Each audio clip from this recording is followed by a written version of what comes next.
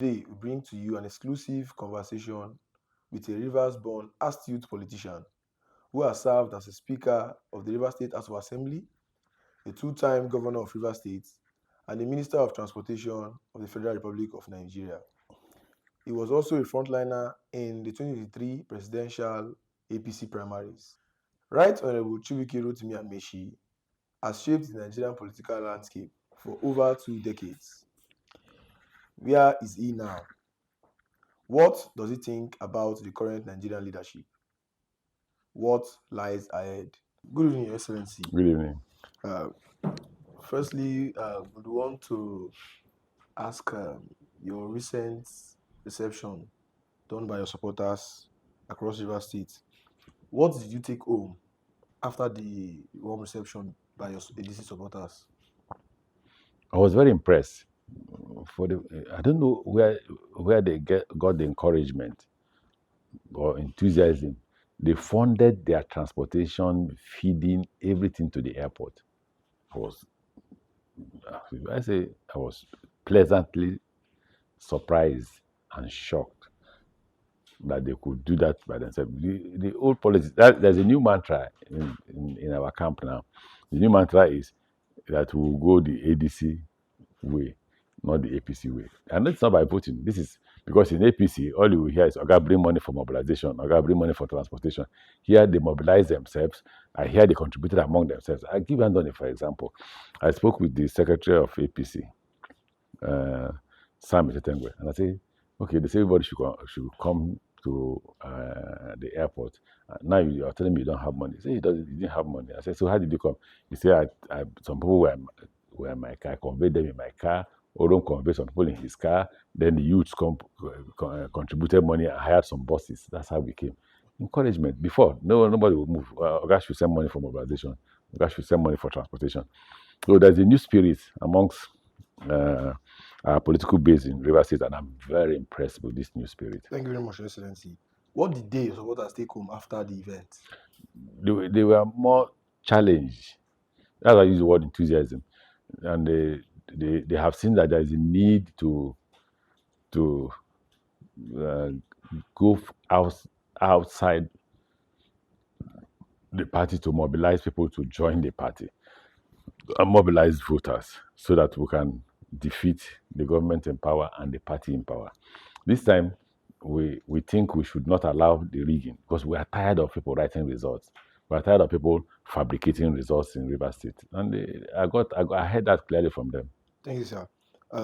Niger Delta in focus, especially in Niger Delta, the major youth engagement is pipeline surveillance and contracts awarded to the likes of the Pipeline Infrastructure Nigeria Limited (PINL) and other contractors. And what difference would the coalition do to spur the interest of the youth? We are not interested in the pipeline. Whoever is running the pipeline, that's the person's business. What we're interested in is we will rehabilitate the educational system. It's completely abandoned. What we built in River State has been completely abandoned. So we'll get back our children back to school. We'll put them back to school. We'll reintroduce the scholarship program that River State government has started under when I was governor.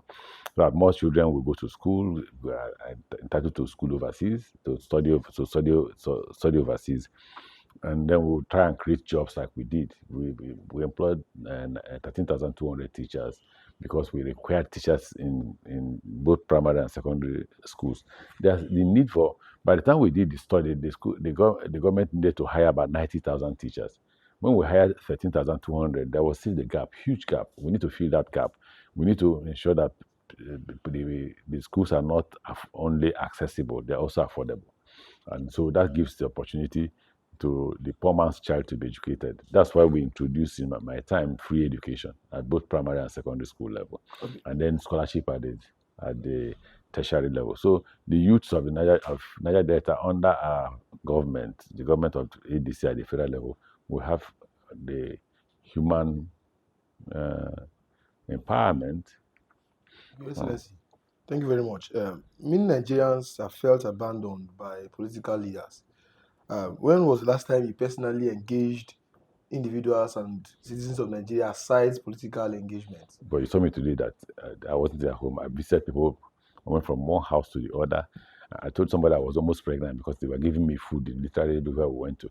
If they didn't give you food, they would give you granite and garden egg. Some gave you cake, some gave you snacks, water. Those who drink alcohol, they gave us alcohol. Some gave us soft drinks because we were visiting people at home to reassure them that there will be change. I listened to the president tell Nigerians that he's not here to please Nigerians. We went to reassure them that we are here to please them if they are able to fight for their right and install a different government other than that of Tinubu. I spoke a week or two ago where I said to Nigerians that this is the most docile country I have seen in the world. And I recounted what the world was like when we were student leaders.